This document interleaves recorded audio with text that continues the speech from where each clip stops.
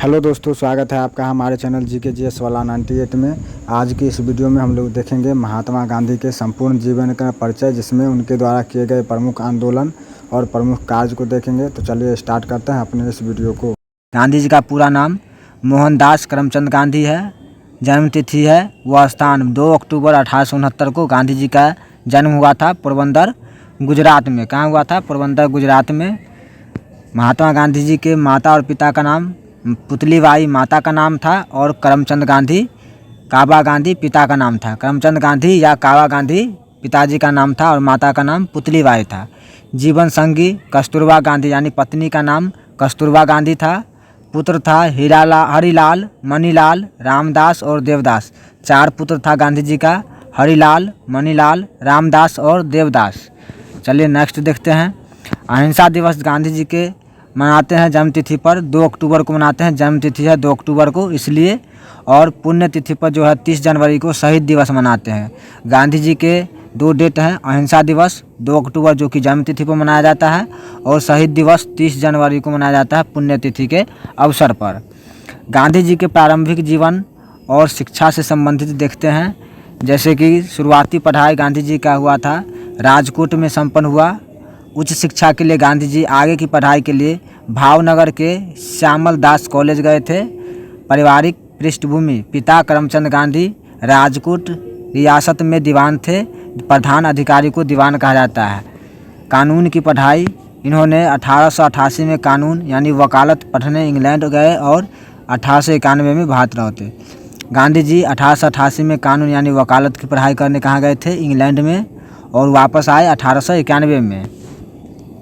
Next है दक्षिण Africa. Gandhi ji कब गए थे? 1893 में। भारतीय मुसलमान व्यापारी दादा अब्दुल्ला का मुकदमा लड़ने के लिए डरबन यानी दक्षिण अफ्रीका गए थे गांधी जी 1893 में। ऐतिहासिक घटना की बात करें तो डरबन के प्रिटोरिया जाते समय पीटर मैरिट्सबर्ग रेलवे स्टेशन पर गांधी जी की रंगभेद के कारण उन्हें ट्रेन से जबरन उतार दिया गया था। गांधी जी को ट्रेन से जबरन उतार दिया गया था। जीवन का टर्निंग पॉइंट: इस अन्याय के खिलाफ उन्होंने सत्याग्रह और अहिंसा का मार्ग अपनाने का संकल्प लिया। गांधी जी को जब रंगभेद के वजह से काला गोरा के हिसाब से रंगभेद के कारण उन्हें ट्रेन से जबरन उतार दिया गया था। प्रिटोरिया जा रहे थे, डरबन से प्रिटोरिया जा रहे थे, तो ये जो है इनको बहुत बुरा लगा और इसी समय इन्होंने इसी अन्याय के खिलाफ सत्याग्रह और अहिंसा का मार्ग अपनाने का संकल्प लिया था। रंगभेद का विरोध: दक्षिण अफ्रीका में भारतीयों के पास रंगभेद नीति का स्पष्ट रूप से महसूस किया। इन्होंने दक्षिण अफ्रीका में भारतीयों के प्रति रंगभेद नीति का स्पष्ट रूप से महसूस किया। कौन? तो गांधी जी। वहाँ प्रत्येक भारतीय को पंजीकरण प्रमाण पत्र हर समय अपने पास रखना अनिवार्य था। वहाँ का कड़ा नियम था। दक्षिण अफ्रीका में प्रत्येक भारतीय को वहाँ पंजीकरण प्रमाण पत्र हर समय अपने पास रखना अनिवार्य था। नटाल इंडियन कांग्रेस की बात करें, इसकी स्थापना 1894 में गांधी जी ने इसकी स्थापना की और रंगभेद के विरुद्ध आंदोलन शुरू किया था। नटाल इंडियन कांग्रेस की स्थापना कौन किया था? गांधी जी 1894 में, और रंगभेद के विरुद्ध आंदोलन इन्होंने शुरू की। समाचार पत्र का प्रकाशन: दक्षिण अफ्रीका में इंडियन ओपिनियन अखबार का प्रकाशन किया गांधी जी ने। दक्षिण अफ्रीका में इंडियन ओपिनियन नामक अखबार का प्रकाशन किया। नेक्स्ट देखते हैं हिंद स्वराज, जो कि 1909 का बात है। पश्चिमी मूल्यों की आलोचना करते समय यह पुस्तक लिखी जिसमें आत्मनिर्भर बनने की सलाह दी गई। गांधी जी ने हिंद स्वराज नामक पत्रिका कब लिखी थी? पुस्तक लिखी थी 1909 में। ये पश्चिमी मूल्यों की आलोचना करते हुए लिखी थी, जिसमें आत्मनिर्भर बनने की सलाह उन्होंने दिया था। सफलता की बात करें, उनके प्रयासों से दक्षिण अफ्रीका सरकार ने उन्हें 1914 में अधिकांश रंगभेद कानूनों को रद्द कर दिया। उनके प्रयास से दक्षिण अफ्रीका सरकार ने 1914 में अधिकांश रंगभेद कानूनों को रद्द कर दिया था। नेक्स्ट देखते हैं भारत वापसी की बात करें तो गांधी जी 9 जनवरी 1915 को गांधी जी दक्षिण अफ्रीका से अस्थायी रूप से भारत लौटे। पहले ऐसे आए थे लेकिन अस्थायी रूप से कब आए? 9 जनवरी 1915 को। प्रथम विश्व युद्ध में गांधी जी का भूमिका को देखते हैं। इन्होंने अंग्रेज़ों का समर्थन किया और भारतीयों को सेना में शामिल होने के लिए प्रोत्साहित किया।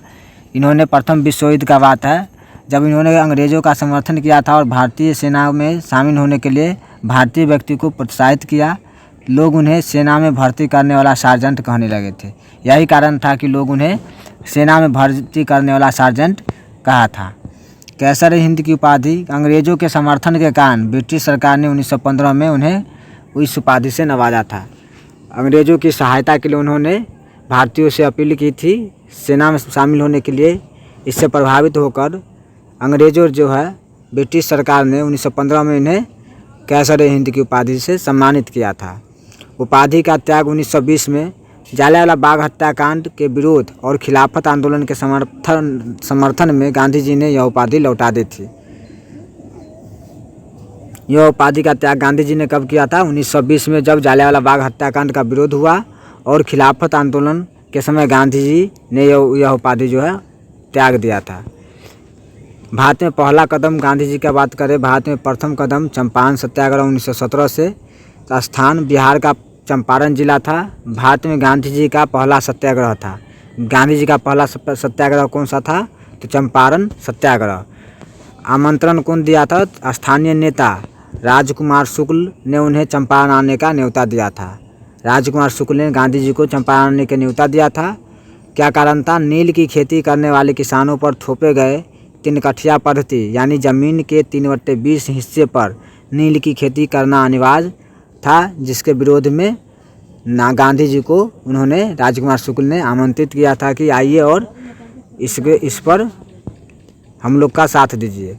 महात्मा गांधी की उपाधि की बात करें, महात्मा की उपाधि तो सफल आंदोलन के बाद रविंद्रनाथ टैगोर ने उन्हें पहली बार महात्मा कहा था। पहली बार महात्मा कौन कहा था गांधी जी को? रविंद्रनाथ टैगोर ने। विशेष घटना की बात करें तो इसी आंदोलन के दौरान किसान बत्तख मियाँ ने गांधी जी की जान बचाई थी। इसी जब यह घटना हो रहा था उसी समय गांधी जी की जान बचाया था कौन? बत्तख मियाँ जान इनका बचाया। अहमदाबाद मिल मजदूर हड़ताल 1918 में हुआ था। गांधी जी ने पहली बार भूख हड़ताल को अपना संघर्ष का हथियार बनाया था। पूछा जाता है कि गांधी जी ने पहला जो है भूख हड़ताल कब किया था? तो ये अहमदाबाद मिल मजदूर हड़ताल 1918 में गांधी जी पहली बार भूख हड़ताल को अपने संघर्ष के हथियार के रूप में अपनाया था। रॉलेट एक्ट 18 मार्च 1919। ब्रिटिश हुकूमत के इस विवादित कानून को गांधी जी ने काला कानून कहा था और मुंबई से इसके खिलाफ सत्याग्रह की अपील की थी। क्या की थी? सत्याग्रह की अपील की थी। रॉलेट एक्ट ब्रिटिश हुकूमत के विवादित कानून को गांधी जी ने काला कानून कहा और मुंबई से इसके खिलाफ सत्याग्रह की अपील की थी। राष्ट्रीय अपमान दिवस, इसके विरोध में 6 अप्रैल 1919 को पूरे देश में राष्ट्रीय अपमान दिवस घोषित किया गया था।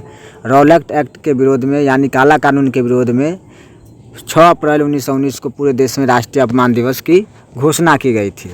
असहयोग और खिलाफत आंदोलन को देखते हैं तो जालियांवाला बाग हत्याकांड, जालियांवाला बाग का जवाब 13 अप्रैल 1920 हत्याकांड जवाब में गांधी जी ने ब्रिटिश सम्राट को कैसर हिंद की जो है उपाधि वापस कर दी थी। जालियांवाला बाग हत्याकांड हुआ था 13 अप्रैल 1919 को। इसी के विरोध में 13 अप्रैल 1920 को हत्याकांड के जवाब में गांधी जी ने ब्रिटिश सम्राट को कैसर हिंद की उपाधि वापस कर दी थी। असहयोग आंदोलन की शुरुआत 1 अगस्त 1920 को हुआ था। महात्मा गांधी ने इस ऐतिहासिक आंदोलन की नींव रखी थी। खिलाफत कमेटी की बात करें तो ये 31 अगस्त 1920 को गांधी जी को खिलाफत कमेटी का अध्यक्ष नियुक्त किया गया था। चौरा चौरी कांड और कांग्रेस की अध्यक्षता की बात करें तो चौरी चौरा कांड की घटना, इस घटना के समय गांधी जी बारदोली में थे। जिस समय चौरी चौरा घटना हुआ था उस समय गांधी जी कहाँ थे? बारदोली में। हिमालयन ब्लंडर आंदोलन के हिंसक होने पर गांधी जी ने इसे हिमालय जैसी बड़ी गलती कहा और आंदोलन वापस ले लिया। हिमालय जैसी बड़ी गलती यानी हिमालय जैसी भूल भी इसे कहा जाता है चौरा चौरी घटना को, जिसके कारण गांधी जी ने वापस ले लिया था। चौरा चौरी कांड में जो है पुलिसकर्मी को जिंदा जला दिया गया था और थाना में आग लगा दिया गया था। बेलगांव अधिवेशन की बात करें 1924 में कर्नाटक के इस एकमात्र अधिवेशन में गांधी जी कांग्रेस के अध्यक्ष बने थे। आत्मकथा का प्रकाशन की बात करें तो उनकी आत्मकथा सत्य के साथ मेरे प्रयोग का प्रथम प्रकाशन नवजीवन पत्रिका में हुआ था। दांडी मार्च की शुरुआत 12 मार्च 1930 को हुई थी। साबरमती से 78 साथियों के साथ यात्रा शुरू की थी। गांधी जी के अलावा 78 साथी था, टोटल मिलाकर 79 होता है। इसमें गांधी जी भी एक शामिल होते हैं। तो ऐसे इनका जो है साथी कितना था? 78। नमक कानून तोड़ना। 6 अप्रैल 1930 को 388 किलोमीटर की यात्रा पूरी कर दांडी में नमक कानून तोड़ा और सविनय अवज्ञा आंदोलन की शुरुआत किया था। सविनय अवज्ञा आंदोलन कब शुरू हुआ था? जब दांडी यात्रा के बाद नमक कानून तोड़ा गया था, उसके बाद सविनय अवज्ञा आंदोलन शुरू हुआ था। नेक्स्ट देखते हैं 5 मार्च 1931 इस दिन गांधी रिबन समझौता हुआ था। इस दिन को ऐतिहासिक यानी दिल्ली पैक्ट गांधी रिबन समझौता कहा जाता है। गांधी रिबन समझौता का अन्य नाम है दिल्ली पैक्ट। इसे गांधी रिबन समझौता के नाम से भी जाना जाता है। आंदोलन की समाप्ति बात करें तो 7 अप्रैल 1934 को गांधी जी ने इस आंदोलन को पूरी तरह से समाप्त कर दिया था। आंदोलन की शुरुआत 8 अगस्त 1942 को बम्बई ग्वालियर टैंक मैदान से भारत छोड़ो आंदोलन की शुरुआत हुआ था। भारत छोड़ो आंदोलन कब शुरू हुआ था? 8 अगस्त 1942 को। और कहाँ से? तो ये बम्बई के ग्वालियर टैंक मैदान से शुरू हुआ था। ऐतिहासिक नारा की बात करें तो गांधी जी ने देशवासियों को करो या मरो, डू और डाई का प्रसिद्ध मंत्र दिया था। गांधी जी ने कब? तो भारत छोड़ो आंदोलन। पूछा जाता है करो और मरो का नारा गांधी जी कब दिए थे? तो ये भारत छोड़ो आंदोलन के समय दिए थे। ऑपरेशन जीरो आवर, इसकी बात करें तो ब्रिटिश सरकार ने आंदोलन शुरू होते ही गांधी जी सहित सभी बड़े नेताओं को गिरफ्तार कर लिया था। इसी समय रात 12 बजे गिरफ्तार कर लिया गया था, जिसको ऑपरेशन जीरो आवर बोला गया है। नज़रबंदी की बात करें तो गांधी जी को पुणे के आगा खां पैलेस में कैद करके रखा गया था। इसी को नज़रबंदी बोला गया है। अब महात्मा गांधी के प्रमुख आश्रम की बात करें, आश्रम अवस्थिति यानी स्थान कहाँ है और उसकी स्थापना कब हुई थी? तो यह है फिनिक्स आश्रम है पहला। फिनिक्स आश्रम ये डरबन में है, दक्षिण अफ्रीका में, और 1904 में इसकी स्थापना हुई थी। टॉलस्टॉय आश्रम ये जोहान्सबर्ग दक्षिण अफ्रीका में है, 1910 में इसकी स्थापना हुई थी। सत्याग्रह आश्रम की बात करें तो सत्याग्रह आश्रम ये अहमदाबाद गुजरात में है, 25 मई 1914 को इसकी स्थापना हुई थी। साबरमती आश्रम अहमदाबाद गुजरात में है, 1917 में इसकी स्थापना हुई थी। नेक्स्ट है अनासक्ति आश्रम। क्या है? अनासक्ति आश्रम ये कौसानी उत्तराखंड में है, 1929 में इसकी स्थापना हुई थी। सेवाग्राम आश्रम ये वर्धा महाराष्ट्र में है, 1936 में इसकी स्थापना की गई थी। महात्मा गांधी जी से संबंधित है महत्वपूर्ण, जैसे सत्य और अहिंसा की बात करें तो गांधी जी के पूरे जीवन और आंदोलनों के 2 सबसे महत्वपूर्ण स्तंभ इसको कहा गया है, सत्य और अहिंसा को।